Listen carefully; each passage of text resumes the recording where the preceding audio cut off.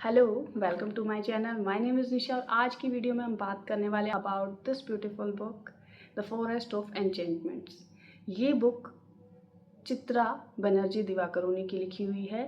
चित्रा बनर्जी दिवाकरुणी एक Indo American author हैं और जितना खूबसूरत इस बुक का कवर है ना, बिलीव मी, इतना ही प्यारा इसका राइटिंग स्टाइल है। ऑथर ने इतनी खूबसूरती से इसको लिखा है, इतनी पोएटिक मैनर में लिखा है कि बस पढ़ने में मज़ा ही आ जाता है। लैंग्वेज सिंपल भी है but I just fail in love with the writing style of the author.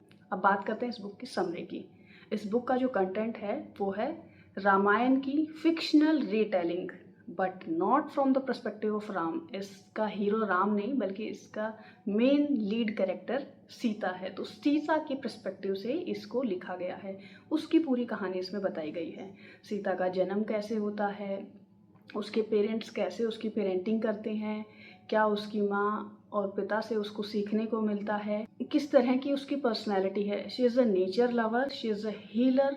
उसके बाद वो राम से मिलती है, राम से उसकी मैरिज होती है। उसके बाद जब वो अपने ससुराल में जाती है राम के साथ, वहाँ पर कुछ बहुत अलग सा उसका एनवायरनमेंट होता है। जैसे कोई भी लड़की की जब शादी हो जाती है तो अपने घर से दूसरे घर में जाने के बाद कैसे चेंजेस आते हैं लाइफ में, और उन चेंजेस को कैसे वो एक्सेप्ट करती है, किस तरह से वो डील करती है, वो सब दिखाया गया है।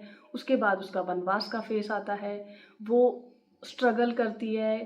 क्या उस टाइम पर, जब उसको वनवास के टाइम पर वो राम और लक्ष्मण के साथ वन में घूम रही थी, वन में रही थी, तो उस टाइम पर उसके इमोशंस कैसे थे, उसकी फीलिंग्स कैसे थी, क्या क्या उसने फेस किया, क्या कुछ उसके साथ हुआ, वो सब बहुत डिटेल में अच्छे से एलोबरेट करके दिया है ऑथर ने।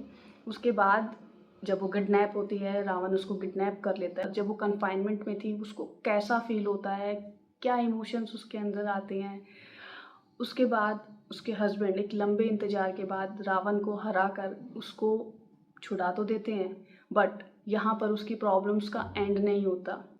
उसे एक और शौक मिलता है और उसे अग्नि परीक्षा देनी पड़ती है, but still somehow she managed with that courage. और फिर वो वापस अयोध्या में आते हैं, वो अपनी लाइफ को फिर से स्टार्ट करती है। एंड फिर से ट्विस्ट आता है उसकी लाइफ में जब वो प्रेग्नेंट होती है और उसके हस्बैंड उसको फिर से छोड़ देते हैं। वहाँ पर भी स्टोरी ख़त्म नहीं होती है। वो अपने बच्चों की परवरिश करती है, कैसे वो अपने बच्चों की पेरेंटिंग करती है एज अ सिंगल मदर उस फॉरेस्ट में रहते हुए। That's also very beautiful. वो अपने आप को संभाले रखते हुए अपने बच्चों को क्या सिखाती है, वो सब बहुत इम्पोर्टेंट है कि नो मैटर कितना स्ट्रगल वो कर रही है but still she is moving forward. तो जो ये स्टोरी है ना, बिलीव मी, आपको सिर्फ सीता की स्टोरी नहीं लगेगी। ये एक ऐसी स्टोरी है जो कहीं ना कहीं आपकी लाइफ में किसी न किसी फेस से रिजोनेट जरूर आप करोगे, क्योंकि हम इसी सोसाइटी से बिलोंग करते हैं जिसमें सीता रही थी। और ये एक पितृसत्तात्मक सोसाइटी है। उस समाज में सीता कितना स्ट्रगल करती है, वो अपनी जगह ढूंढती है और उस जगह के लिए उसको कितना स्ट्रगल करना पड़ता है। तो ये बुक जो है ना, ये रीड करके आप एक इमोशनल रोलर कोस्टर पर जाते हैं। आप सब तरह के इमोशंस को फील करते हैं। आप उसके बचपन को देखते हैं, उसके लव लाइफ को देखते हैं, उसके स्ट्रगल को देखते हैं, उसके मदरहुड को देखते हैं।